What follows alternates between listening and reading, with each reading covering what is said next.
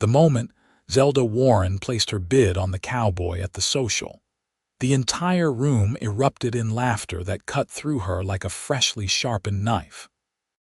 It was the summer of 1883 in Julian, California, a small mining town nestled in the Cuyamaca Mountains where everyone knew everyone's business, and Zelda had just committed what the townspeople considered social suicide. The annual fundraising social at the Julian Hotel was the event of the season, where eligible bachelors were auctioned off for a shared supper and an evening of dancing, all to raise money for the new schoolhouse. Zelda had watched from the sidelines for 3 years running, never daring to participate, always the wallflower nobody noticed or wanted. But this year, something inside her had shifted. The cowboy on the auction block was Ethan O'Rourke, a quiet drifter who had arrived in Julian 6 months prior, taking work at the Murphy Ranch just outside town. He was tall and lean, with sun-weathered skin that spoke of countless days under the merciless California sun, dark hair that touched his collar, and eyes the color of storm clouds. Unlike the other men being auctioned, who preened and postured for the crowd, Ethan stood perfectly still, his expression unreadable, his hands relaxed at his sides. He looked like he would rather be anywhere else, and that vulnerability called to something deep within Zelda. When the auctioneer called for bids, the room fell silent. The eligible young women of Julian, those pretty daughters of mine owners and merchants, whispered among themselves but made no move to bid. Ethan O'Rourke was handsome enough, certainly, but he had no prospects, no family name, no land of his own. He was just a ranch hand, a nobody passing through, hardly worth the attention of respectable young ladies with marriage on their minds. Zelda had not planned to bid. She had come to the social only because her sister Margaret had insisted, claiming it was unhealthy for a 22-year-old woman to spend all her time working at the general store and reading books in her small room above the shop. But when she saw Ethan standing there, saw the slight tension in his jaw that betrayed his discomfort at being displayed like livestock, she remembered every time she had felt the same way, every time someone had looked through her as if she were invisible. Her hand shot up before her mind could stop it. $20, she said, her voice somehow steady despite the hammering of her heart. The silence that followed lasted only a heartbeat before the laughter began. It started with Beatrice Montgomery, the banker's daughter, her high-pitched giggle cutting through the room like breaking glass. Then others joined in, a wave of cruel amusement that washed over the entire assembly. Even the auctioneer looked uncomfortable, clearing his throat as he glanced between Zelda and the crowd. Zelda felt her face burn scarlet. She wanted to run, wanted to disappear, wanted to take back her impulsive bid and pretend this moment had never happened. Her sister Margaret reached for her arm, whether to comfort or restrain her. Zelda could not tell. Then Ethan O'Rourke spoke. "Sold," he said, his deep voice carrying across the sudden murmur of the crowd. He stepped down from the platform without waiting for the auctioneer's gavel, his long strides carrying him directly to where Zelda stood frozen. The laughter died as quickly as it had begun. Every eye in the Julian Hotel ballroom fixed on them as Ethan stopped before her, so close she could see the flecks of silver in his gray eyes. "Thank you for the bid, Miss Warren," he said quietly, and there was something in his voice that made her throat tighten. Not pity, which she would have hated, but recognition, understanding, as if he knew exactly how much courage it had taken for her to raise her hand. "You know my name." The words slipped out before she could stop them. "I do." A ghost of a smile touched his lips. "You work at the general store. You always count change twice, and you recommended that book about San Francisco to old Mr. Peterson 3 weeks ago." Zelda stared at him. She had not thought anyone noticed her, truly noticed her, in this town where she had lived her entire life. The auctioneer, finally recovering his composure, brought down his gavel with unnecessary force. "Sold to Miss Zelda Warren for $20. Let's continue with our evening, folks." The crowd slowly began to disperse into conversation, though Zelda could feel the weight of their stares, hear the whispers that followed like buzzing insects. Beatrice Montgomery was talking behind her fan to Sarah Collins, both of them casting glances in Zelda's direction that needed no interpretation. "Should we get this over with?" Ethan asked, offering his arm with old-fashioned courtesy that seemed at odds with his weathered appearance. Zelda placed her hand on his arm, feeling the solid muscle beneath the fabric of his worn but clean shirt. "I suppose we should." They moved toward the dining tables set up along the far wall, where couples were beginning to claim seats. Margaret caught Zelda's eye and gave her an encouraging nod, though her expression was worried. Her sister had always been protective, ever since their parents had died of fever 7 years ago, leaving Margaret to raise Zelda from 15 to the woman she was now. Ethan pulled out a chair for her at a small table near the window, away from the main cluster of diners. It was a considerate gesture, giving them some distance from the whispers and stares. He took the seat across from her, and for a moment they simply looked at each other while servers brought plates of roasted chicken, potatoes, and summer vegetables. "Why did you bid on me?" Ethan asked after the server left. His directness was startling but somehow refreshing. Zelda considered lying, making up some polite fiction, but those gray eyes seemed to see right through her. "Because no one else would," she said honestly. "And I know what that feels like." Something shifted in his expression. He leaned back slightly in his chair, studying her with new interest. "You're wrong about one thing." "What's that?" "No one bid on me because I'm not worth anything to them. A drifter with no land, no prospects." He picked up his fork but did not eat. "No one bids on you because they're fools." The compliment, delivered in such a matter-of-fact tone, caught her completely off guard. "You don't have to be kind because I bid on you." "I'm not being kind, I'm being honest." He finally took a bite of chicken, chewing thoughtfully before continuing. "You're smart. I've heard you discussing books with customers, talking about things most people in this town have never even considered. You're patient, even with difficult people. And you're beautiful, though I suspect you don't believe that." Zelda's hand trembled slightly as she reached for her water glass. No one had ever spoken to her this way. Beautiful. Her. With her too wide mouth and her impossible auburn hair that refused to stay pinned, and her unfashionable height that made her taller than half the men in Julian. "You must need spectacles," she said, trying to make a joke of it. "My vision's fine." He met her gaze steadily. "Why do you think so little of yourself?" It was too big a question for a first conversation, for a social dinner in a room full of people who were undoubtedly watching their every move. But something about Ethan O'Rourke made her want to answer, made her feel like he would actually listen. "When you grow up being told you're too tall, too bookish, too serious, too everything except what people want you to be," she said slowly. "Eventually you start to believe it." Ethan nodded as if this made perfect sense. When you grow up being told you're nothing because your father was a drunk and your mother ran off when you were 6, you learn that people's opinions say more about them than they do about you.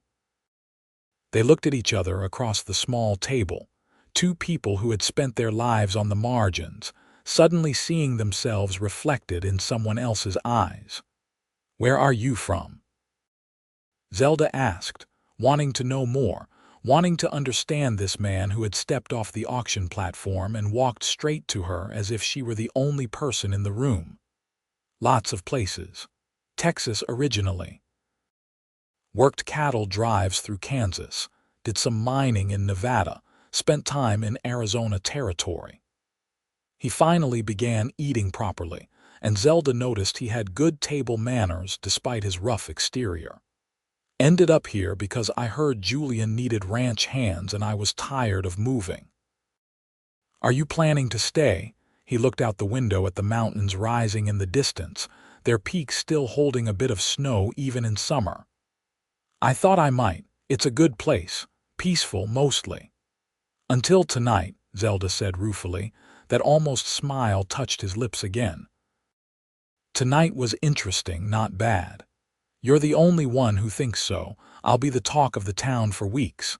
Poor Zelda Warren, so desperate for attention she spent $20 on a cowboy at the social. You're not desperate, Ethan said firmly. You're brave. There's a difference. Before Zelda could respond, the music started. A local group of musicians had set up in the corner, and the auctioneer, doubling as master of ceremonies, announced that the dancing would begin. Couples began moving toward the cleared space that served as a dance floor. Ethan stood and offered his hand.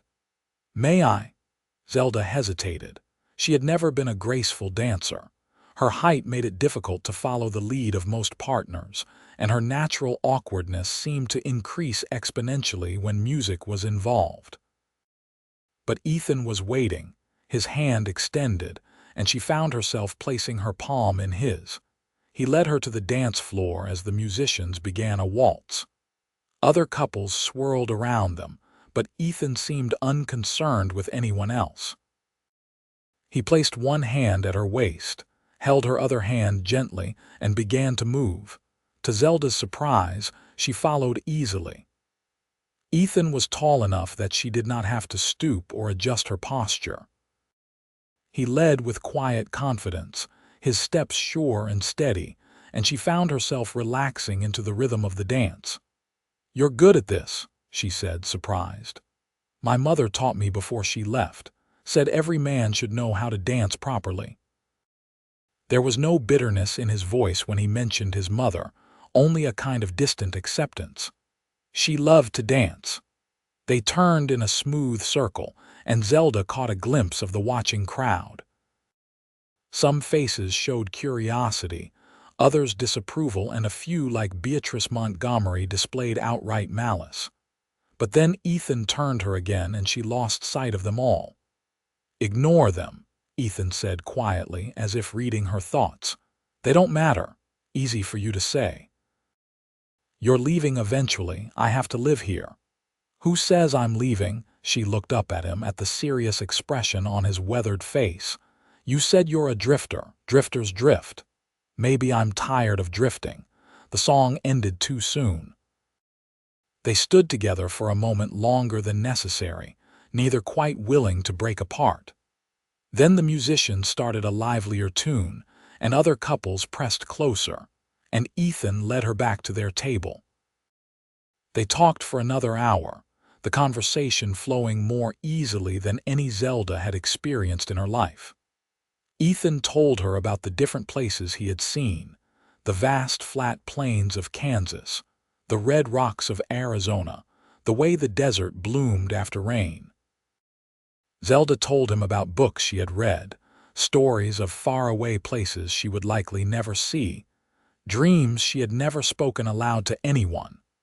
When the social finally ended, Ethan walked her home through the quiet streets of Julian. The summer night was cool at this elevation, and Zelda pulled her shawl tighter around her shoulders. The moon was nearly full, casting silver light across the wooden buildings and dirt roads of the small mining town. Thank you for tonight, Ethan said when they reached the general store. Zelda and her sister lived in the rooms above it, accessed by an external staircase at the side of the building. I should thank you, Zelda said. You could have been angry about the situation, about being bid on by someone like me. Someone like you, Ethan's voice sharpened slightly. You mean someone intelligent and kind who had the courage to do something everyone else was too cowardly to do. I meant someone they all laugh at. Then they're the fools I said they were. He reached out and gently lifted her chin so she had to meet his eyes. "Don't let small-minded people make you small, Zelda Warren." He said goodnight and walked away into the darkness, leaving Zelda standing at the bottom of the stairs, her heart pounding for entirely new reasons. The next morning, the talk in the general store was exactly what Zelda had expected. Women came in with lists of things they needed to purchase, but their real mission was to gossip about the social, about poor Zelda Warren and her desperate bid on the drifter Cowboy, about how pathetic it all was. Zelda kept her head high and her voice pleasant as she measured flour and sugar, wrapped parcels, and made change. Margaret worked beside her, shooting warning glances at the more vicious gossips, her protective instincts on full display. Beatrice Montgomery came in around midday, flanked by Sarah Collins and Emma Harrison. All three were dressed in their finest day dresses, looking like they had stepped out of a fashion magazine from San Francisco or New York. "Oh, Zelda," Beatrice said with false sweetness. "We wanted to make sure you survived your evening with that rough cowboy. We were all so concerned." "How kind of you," Zelda replied evenly, focusing on measuring out the length of ribbon Beatrice had requested. "I survived quite well, thank you." "It was just so shocking," Emma chimed in. "When you bid on him like that, we didn't know what to think." "Perhaps you could try thinking that a woman can bid on whomever she chooses," Margaret said sharply from where she was restocking shelves. Sarah ignored her, addressing Zelda directly. "We just want you to be careful. A man like that, a drifter with no family or connections, you can't trust someone like that. He's probably only after whatever money you have." Zelda carefully cut the ribbon and wrapped it in paper.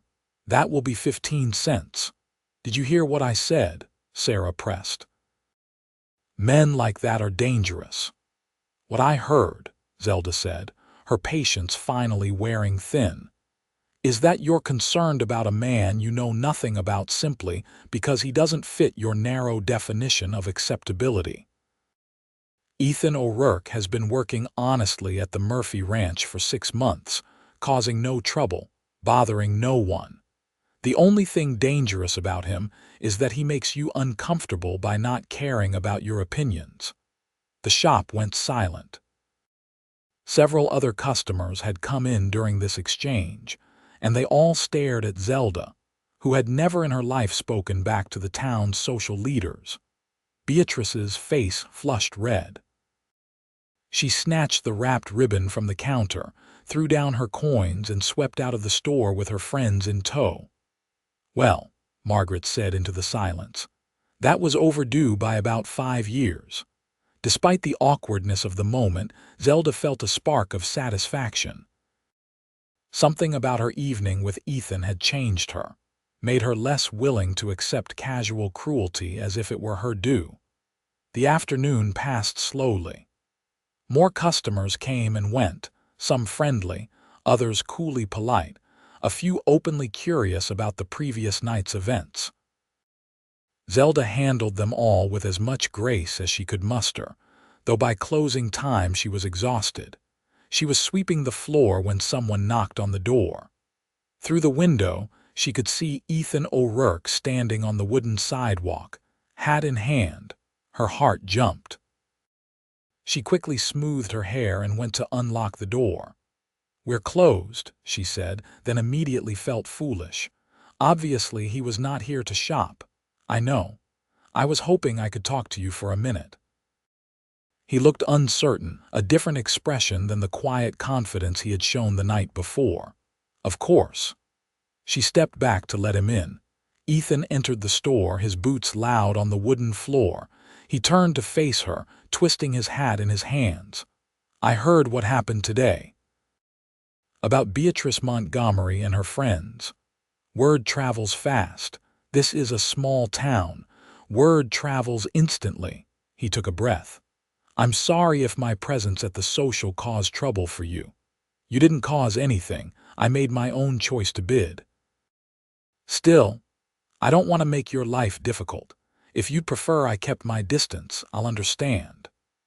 Zelda looked at him standing in her store, this tall, weathered cowboy who had shown her more genuine kindness in one evening than most people had in years.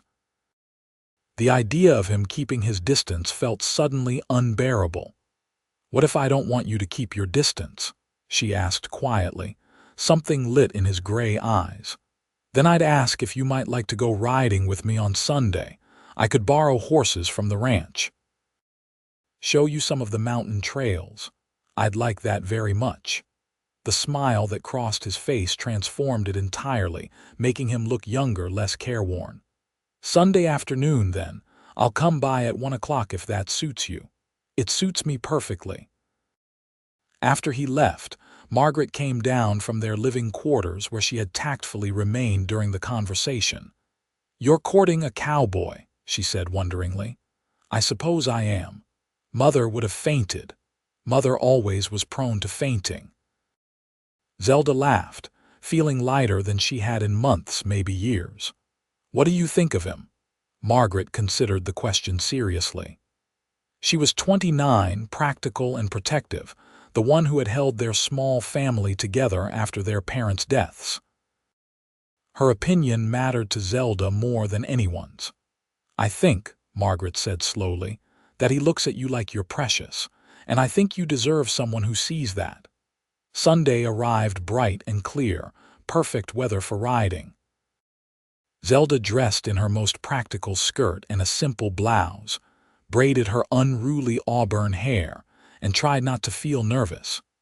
She had ridden horses before, but never with a man, never on a mountain trail, never as part of what was unmistakably a courtship. Ethan arrived precisely at 1 o'clock, leading 2 horses. His own was a sturdy bay gelding, and he had brought a gentle-looking mare for Zelda. "This is Clover," he said, patting the mare's neck. "She belongs to Mrs. Murphy, sweetest tempered horse on the ranch." Zelda approached the mare carefully, offering her hand for the horse to sniff. Clover nuzzled her palm, and Zelda felt some of her nervousness ease. Ethan helped her mount, his hand steady at her waist, and then swung easily onto his own horse. They rode through Julian's Main Street, past the hotel and the saloons and the assay office, drawing some curious glances but mostly being ignored. Sunday afternoon was quiet time in the mining town, with most people either at church or resting at home. Once they left the town behind, following a trail that wound up into the pine-covered mountains, Zelda felt herself relax completely. The air was clean and sharp with the scent of pine and sun-warmed earth.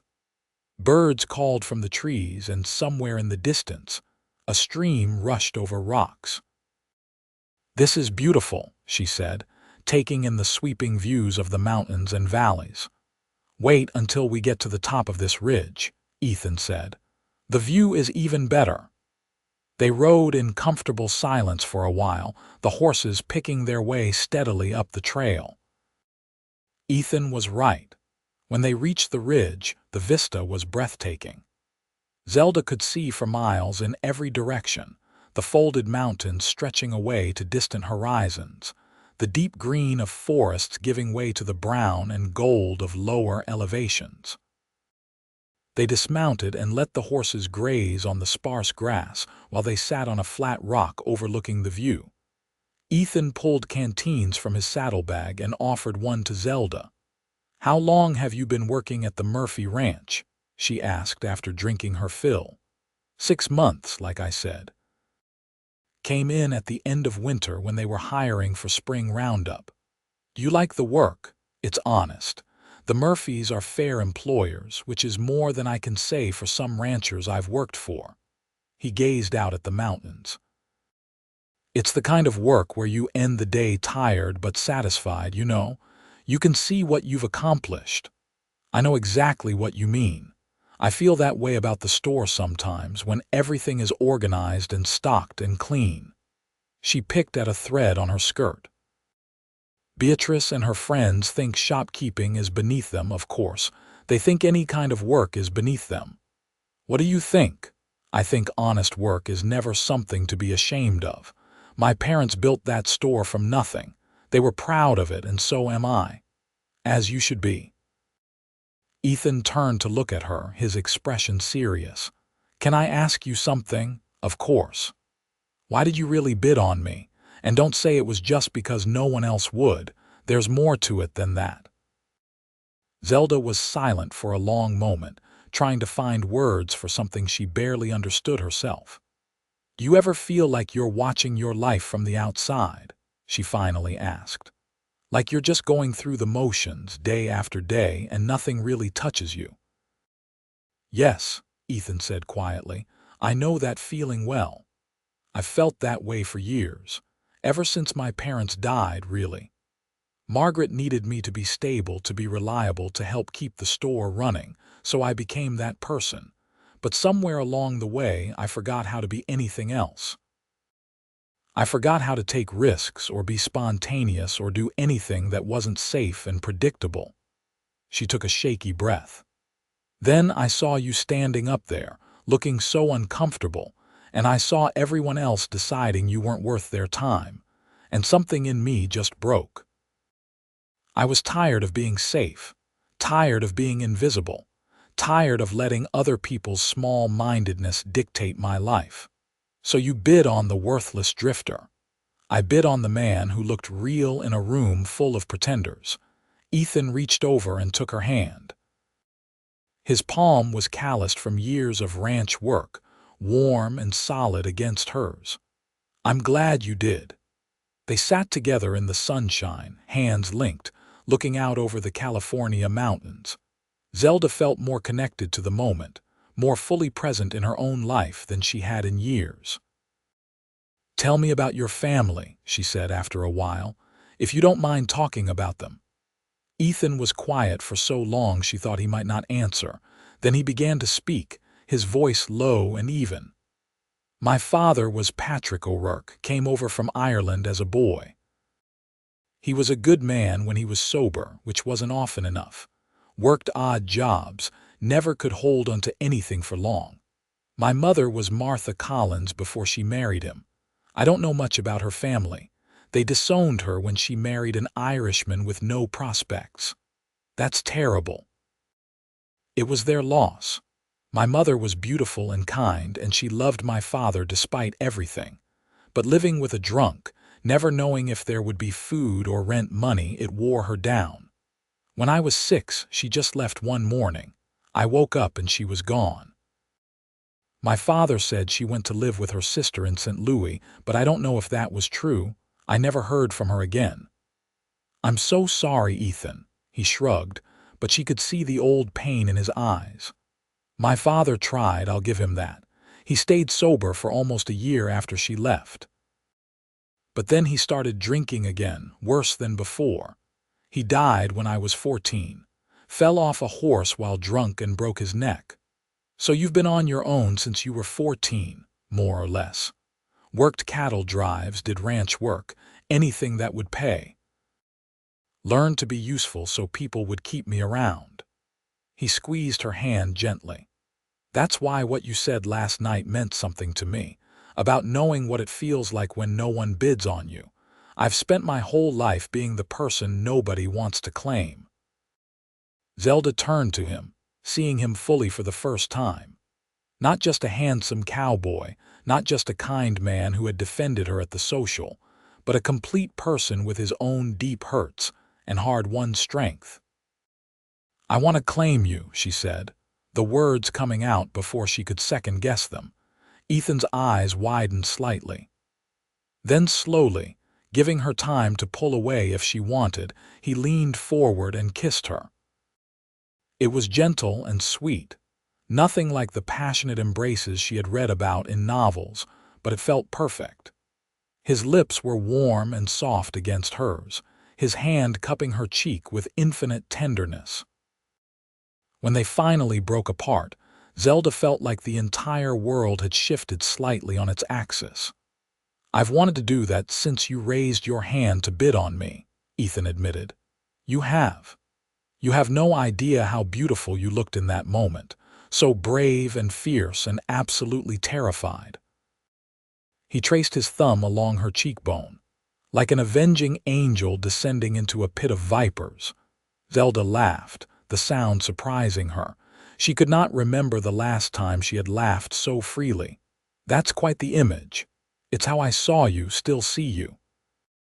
They rode back to Julian as the afternoon grew late, arriving just as the sun began to sink toward the western horizon.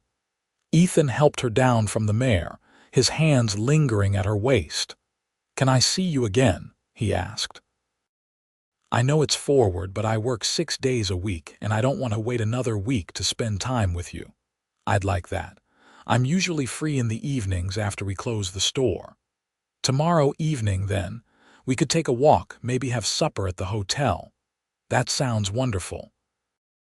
He kissed her again, briefly this time, then mounted his horse and rode away leading Clover. Zelda stood watching until he disappeared around the corner, then practically floated up the stairs to her rooms. Margaret took one look at her face and smiled. "That good, was it?" "Better," Zelda said. "So much better." What followed were 3 months that Zelda would remember for the rest of her life as the most magical she had ever experienced. Ethan came to town nearly every evening, working full days at the ranch, and then riding the 5 miles into Julian just to spend a few hours with her.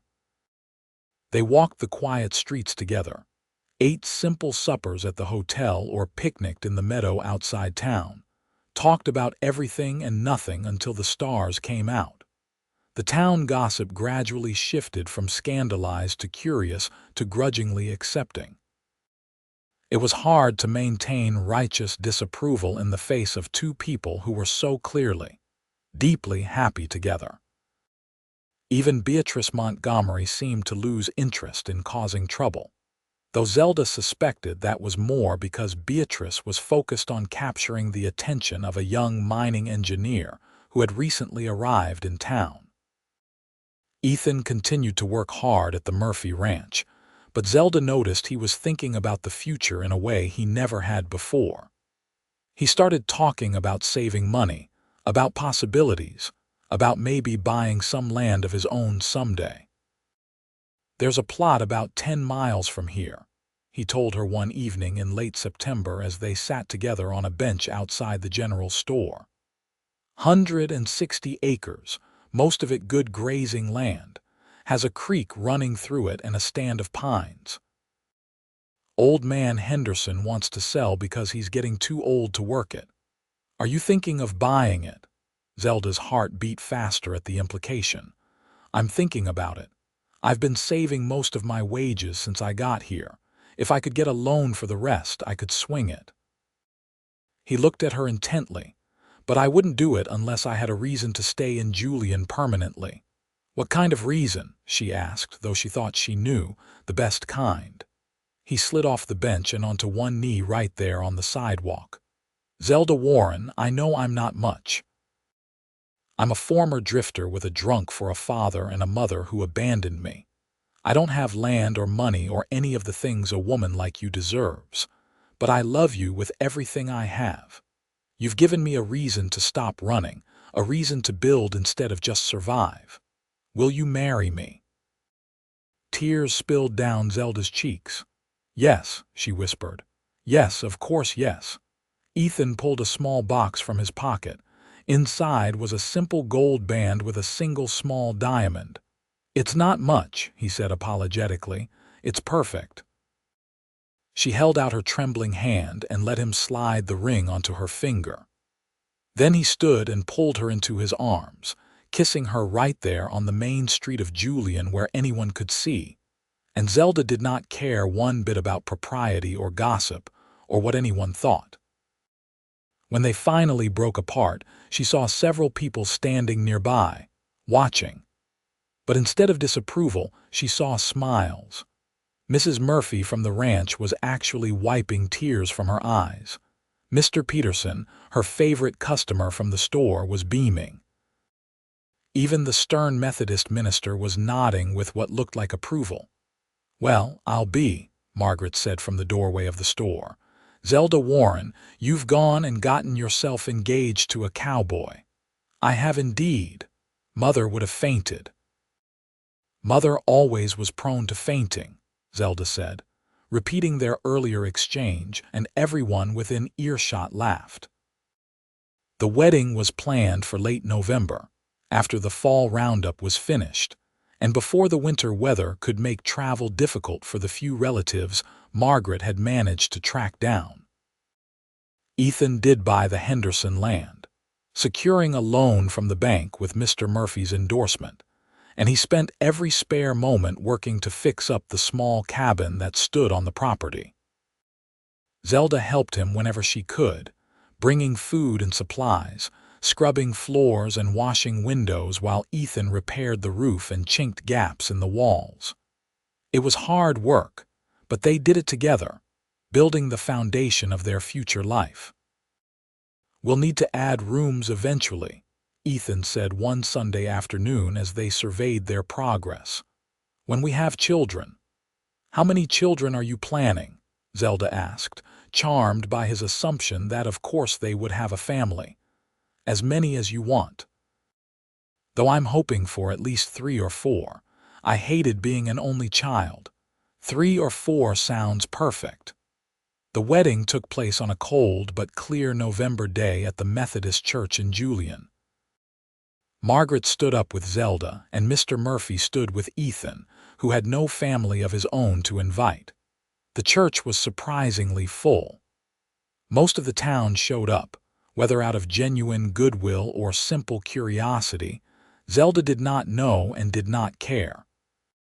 She wore a simple cream-colored dress that she and Margaret had worked on for weeks, with lace at the collar and cuffs that had belonged to their mother. Her hair was pinned up with white roses, and she carried a small bouquet of late-season wildflowers that Ethan had picked himself that morning. When she walked down the aisle on Margaret's arm and saw Ethan waiting at the altar, looking handsome and nervous in his one good suit, her heart felt so full she thought it might burst. This man, this wonderful man, had chosen her, and she had chosen him. They had found each other in a moment of courage and recognized something true and lasting. The ceremony was brief, but meaningful. When the minister pronounced them husband and wife, Ethan kissed her with such tender joy that several women in the congregation openly wept. The reception was held at the Julian Hotel, a simple affair with food and dancing and genuine celebration. Even Beatrice Montgomery came through the receiving line and offered stiff, but apparently sincere congratulations. "I hope you'll be very happy," Beatrice said, and for once there was no malice in her voice. "I was wrong about Mr. O'Rourke. Anyone can see he adores you." "Thank you, Beatrice. That means more than you know." As the evening wore on and the celebration continued, Ethan pulled Zelda aside for a moment. "Are you happy?" he asked. "Happier than I ever imagined possible." "Good." He kissed her forehead. "Because I intend to spend the rest of my life making sure you stay that way." They left the reception early, driving a borrowed wagon to their new home under a sky brilliant with stars. The cabin was small and simple, but Ethan had built a fire before leaving for the wedding, and it still burned warmly in the hearth. He had also scattered wildflowers across the quilt on their bed, a romantic gesture that made Zelda's eyes sting with happy tears. "Welcome home, Mrs. O'Rourke," he said, lifting her over the threshold. "It's perfect," she whispered. "Everything is perfect." That night, in the warmth of their small cabin with the fire crackling and the wind sighing in the pines outside, they began their married life with tenderness and joy, 2 lonely souls who had found their home in each other. The first year of marriage was not without challenges. Money was tight as they worked to establish the ranch and pay down the loan. The winter was harsh, with heavy snows that made it difficult to care for the small herd of cattle Ethan had purchased in the fall. There were days when Zelda questioned her decision to leave the relative comfort and security of living above the store, Days when the isolation of the ranch felt oppressive. Days when she missed her sister and the routine of her old life. But there were far more days when she woke beside Ethan and felt nothing but gratitude. Days when they worked side by side, building something together. Days when he surprised her with small kindnesses, a bunch of wildflowers, a book he had ridden into town to buy, a compliment that made her feel beautiful and valued. Days when they sat together by the fire in the evening, reading aloud or simply talking, comfortable in the silence between words. In the spring, Zelda discovered she was pregnant. She told Ethan on a warm May evening when they were sitting on the porch watching the sunset paint the mountains gold and pink. "I'm going to have a baby," she said simply. Ethan went very still. Then he turned to her, his face transformed with wonder. "Truly, truly. I think around December based on my calculations." He pulled her into his arms, holding her as if she were made of spun glass. "A baby," he whispered against her hair. "We're going to have a baby. Are you happy?" Happy doesn't begin to cover it. He pulled back to look at her, his eyes bright with unshed tears. "You've given me everything, Zelda. A home, a purpose, and now a family. I'll spend my whole life trying to be worthy of you." "You already are," she said firmly. "You already are." The pregnancy was relatively easy, though the summer heat was oppressive, and Zelda grew tired of being unable to help with the ranch work as much as she wanted.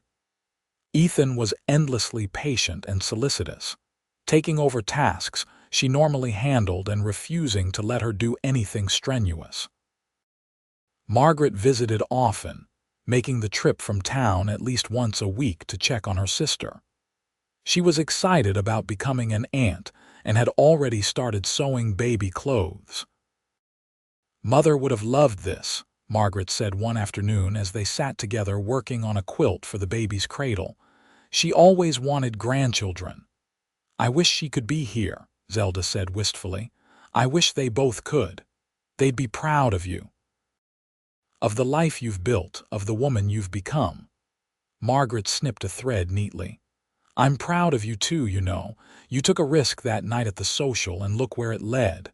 Best risk I ever took." The baby arrived on a cold December night, 3 days after Zelda and Ethan's first wedding anniversary.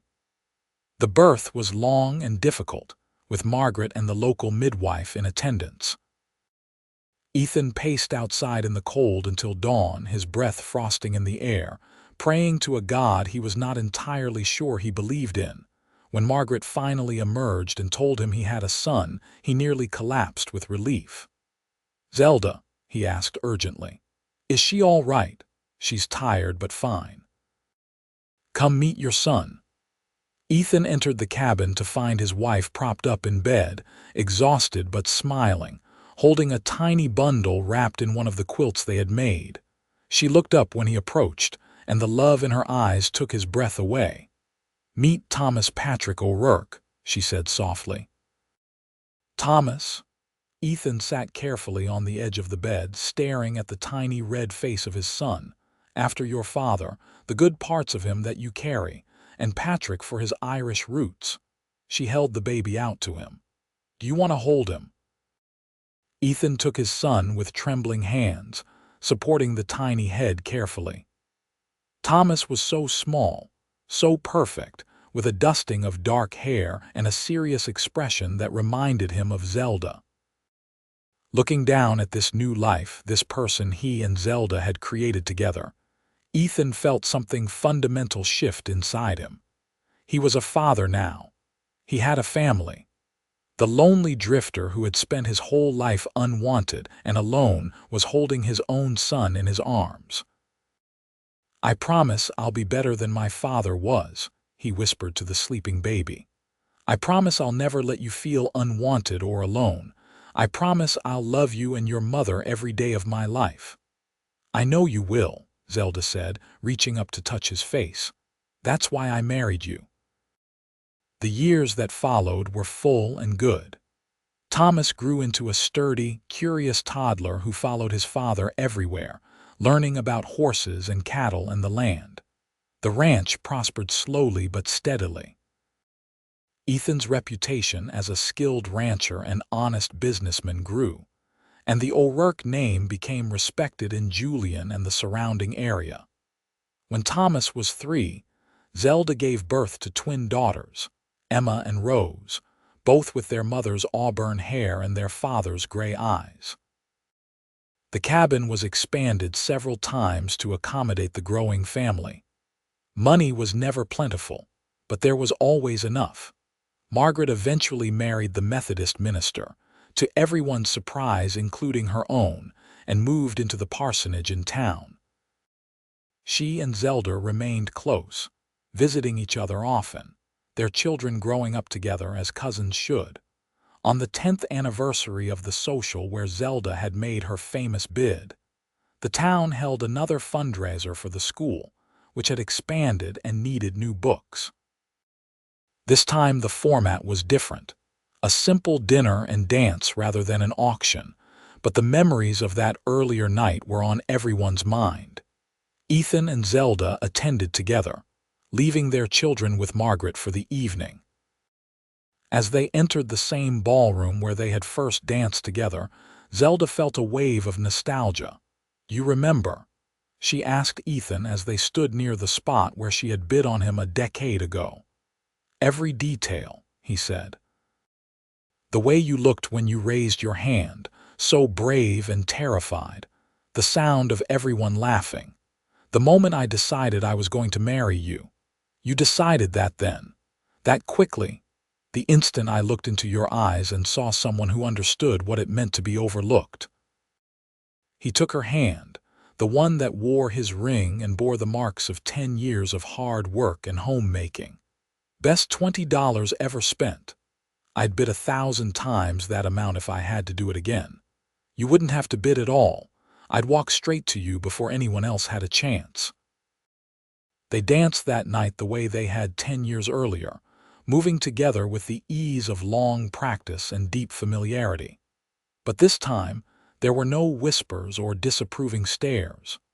People smiled as they passed, nodded with respect and affection. Ethan and Zelda O'Rourke had become part of Julian's fabric. Their love story one the town had embraced as its own. When the music ended and they stood together in the middle of the dance floor, Ethan pulled Zelda close and kissed her, not caring who saw. "I love you," he said. "Thank you for being brave enough to bid on a worthless drifter." "You were never worthless," Zelda replied, "and I love you too. Thank you for being brave enough to accept my bid." As the years continued to pass, the O'Rourke Ranch grew from a small operation to one of the more successful spreads in the area. Thomas proved to have his father's gift for working with horses, and eventually took over much of the day-to-day running of the ranch. The twins, Emma and Rose, were as different as night and day.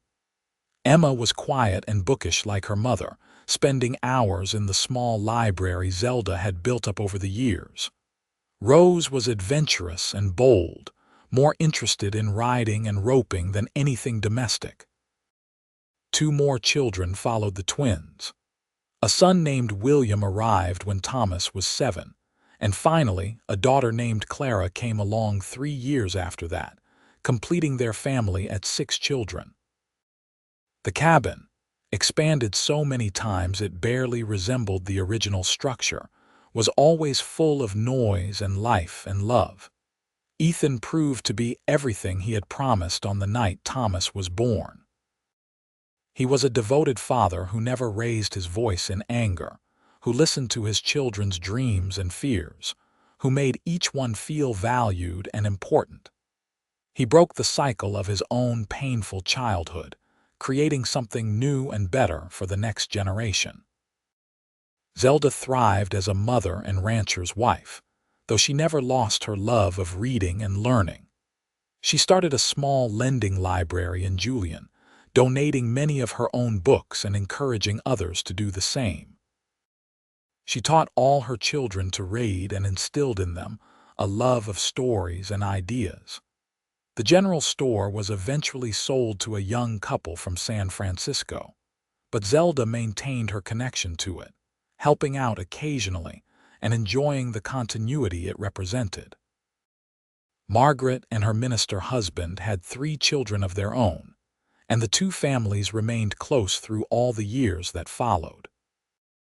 Sunday dinners alternated between the ranch and the parsonage, great noisy affairs with children running everywhere and adults talking over each other in their eagerness to catch up. On their 25th wedding anniversary, Ethan surprised Zelda by taking her back to the ridge where they had shared their first kiss. They rode the same trail, though the horses were different now, their old mounts having long since been retired to peaceful pastures. They sat on the same flat rock, looking out at the view that never ceased to take Zelda's breath away. So much had changed in 25 years. They were older now, with lines on their faces and gray in their hair. Their hands were weathered from decades of work. But the love between them had only grown deeper and stronger. "Do you ever regret it?" Ethan asked, echoing the question he had posed on their first ride together. "Bidding on me that night, the life you could have had if you'd made a different choice." "Never," Zelda said firmly. "Not for a single moment. You gave me everything I never knew I needed. Adventure, purpose, a family, and love beyond anything I ever dreamed possible." "You saved me," Ethan said simply. "I was just drifting through life, not really living. You gave me a reason to stay, a reason to build, a reason to become the man I always wanted to be. We saved each other." He pulled her close, and they sat together in the sunshine just as they had a quarter-century earlier. Two halves of a whole, two lonely souls who had found their home in each other's arms. As they grew older still, into their 50s and then their 60s, Ethan and Zelda watched their children grow and marry and have children of their own. Thomas married a practical young woman named Alice who fit perfectly into ranch life. The twins both found happiness, Emma with a teacher who shared her love of books, Rose with a horse trainer who matched her adventurous spirit. William and Clara were still unmarried but showed no signs of remaining that way forever, both popular and well-liked in Julian society. The ranch was eventually divided among the children, with Thomas taking the majority of the operation since he had been working it his whole life. Ethan and Zelda moved into a smaller house on the property, content to watch their legacy continue without them being in charge of every detail. On quiet evenings, they sat together on their porch, watching the sun set over the mountains they loved, talking about the past and the present and occasionally the future, though they both knew their future was limited now. "If I could do it all again," Ethan said one evening when he was 68 and Zelda was 67, "I wouldn't change a single thing. Not even the hard parts, the lean years, the times we struggled, especially not those parts. They made us who we are. They showed us what we're capable of together." He took her hand, his grip still strong despite his age. "You're still the bravest person I know, Zelda O'Rourke. You took a risk on a worthless drifter and transformed both our lives. How many times do I have to tell you?" She squeezed his hand. "You were never worthless. You just needed someone to see your worth, and you did the same for me. Before you, I thought I was invisible, that I didn't matter. You made me feel seen. You were always visible to me.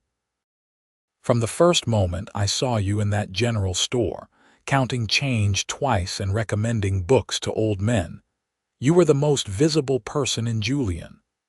They sat in comfortable silence as the sun completed its descent, and the first stars appeared in the darkening sky.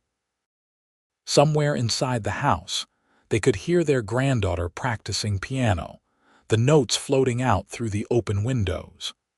The sound of horses whinnying in the nearby corral mixed with the evening song of birds settling in for the night. This was their life. The life they had built from a single moment of courage at a small town social. The life they had created through love and hard work and unwavering commitment to each other. Ethan died peacefully in his sleep at the age of 72, after a day spent riding his beloved ranch one last time. Zelda found him in the morning, lying beside her as he had for 44 years of marriage, looking serene and at peace. Her heart broke even as she knew he had lived exactly the life he wanted, surrounded by family and love, never lonely, never unwanted, never invisible. She held his hand for a long time, tears streaming down her face, grateful for every moment they had shared, every challenge they had overcome, every joy they had celebrated together. He had been her partner, her love, her home, and she had been the same for him. Zelda lived another 5 years, long enough to see 3 more great-grandchildren born, long enough to attend Emma's oldest daughter's wedding, long enough to finish writing down the story of her life for her descendants to read. She never stopped missing Ethan, but she never stopped being grateful either. He had given her a life beyond her wildest dreams, and their love had created a legacy that would continue for generations. She died on a warm summer day much like the one when she had bid on a cowboy at a social and changed both their lives forever. Her children and grandchildren gathered around her bed in the small house on the ranch, and her last words were simple and true. "Tell them," she whispered to Margaret's granddaughter, who was writing down everything for the family history. "Tell them that love is worth the risk. Tell them that courage can change everything. Tell them that I regret nothing." And then she closed her eyes and went to join Ethan, wherever he was waiting for her, knowing that their love story, born from mockery and laughter and one woman's brave defiance, had become something beautiful and lasting and true. The town of Julian never forgot the story of Zelda Warren and Ethan O'Rourke. It became part of local legend, told and retold through the generations. The couple who had started with nothing but love and built an empire. The woman who had been brave enough to bid on the man everyone else overlooked. The man whose quiet dignity and unwavering devotion had silenced an entire town's mockery. Their descendants still live in Julian and the surrounding area, carrying on the traditions of hard work, kindness, and courage that Zelda and Ethan established. The original ranch, now divided and subdivided many times over, still bears the O'Rourke name. And every year at the town's fundraising social, someone inevitably brings up the story of the night Zelda Warren bid $20 on a cowboy and won herself a lifetime of love. In the town cemetery, beneath a spreading oak tree with a view of the mountains they both loved, 2 simple headstones stand side by side. They read Ethan Patrick O'Rourke, 1811–1893, beloved husband, father, grandfather, I was a stranger and you welcomed me. Zelda Warren O'Rourke, 1861–1898, beloved wife, mother, grandmother. Love is brave. Visitors to the cemetery often stop at these graves, laying wildflowers between the stones, touched by a love story that began with mockery and ended with grace. A story that proved that courage and compassion can transform lives, that love sees worth where others see nothing, and that the most beautiful futures can begin with a single moment of brave defiance. The children and grandchildren of Ethan and Zelda O'Rourke gathered every year on the anniversary of that famous social, sharing the story with the newest generation, making sure it was never forgotten. They spoke of how their grandmother had silenced a town with her courage, how their grandfather had seen her worth when others were blind, how together they had built something lasting from nothing but love and determination. Thomas, the eldest son, lived to be 87 and never tired of telling the story. "My mother," he would say to his great-grandchildren gathered around his chair, "was the bravest person I ever knew, and my father was the kindest. Together, they showed all of us what real love looks like. Not the easy kind that comes when everything is perfect, but the strong kind that chooses to stay through hard times, that builds even when building is difficult, that sees value in people others overlook. The twins, Emma and Rose, both lived into their 80s as well, and they each carried forward different aspects of their parents' legacy. Emma established a proper library in Julian, finally achieving the dream her mother had started with her small lending collection. Rose became a successful horse breeder, known throughout California for her skill and integrity, carrying on her father's reputation for honesty and fair dealing. William and Clara, the youngest children, made their own marks on the world. William became a teacher, influenced by watching his mother educate her children with such patience and creativity. Clara married a lawyer and became involved in women's suffrage, fighting for the rights of women to have voices and choices, inspired by her mother's courage in raising her hand at that long-ago social. All of them, every child and grandchild and great-grandchild, carried within them the legacy of that single brave act, that moment when Zelda Warren decided she was tired of being invisible and bid on a man everyone else had dismissed. They carried the knowledge that courage matters, that love transforms, that seeing value in others can change the world. The story became more than just family history. It became a touchstone for Julian itself, a reminder that the town had once mocked what became its greatest love story, a lesson in humility and the danger of judging others too quickly. When newcomers arrived in town, they inevitably heard the tale. When young people complained about feeling overlooked or undervalued, the elders would tell them about Ethan and Zelda, about how two invisible people had seen each other and created something remarkable. The Julian Hotel, where the famous social had taken place, eventually burned down in 1920 and was rebuilt in a more modern style.